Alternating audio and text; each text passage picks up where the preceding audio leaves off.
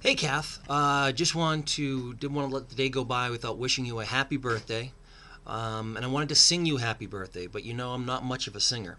So I thought a better thing would be, sometimes it's better to have what people imagine is always better than what people actually perceive, right? So I want you to imagine me singing, and I want you to start humming the tune in your head, and just follow along with the prompts, and just that's it. So without further ado, although if you like your ado, please add as much as you'd like. I give you my happy birthday tribute. Ready?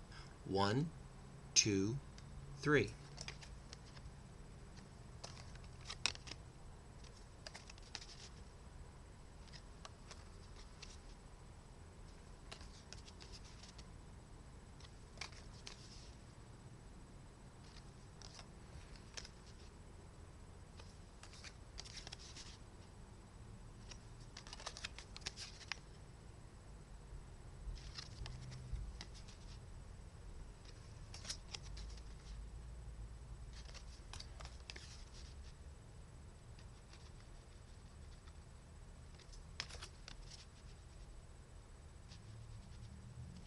So there you go. Happy birthday, Kath.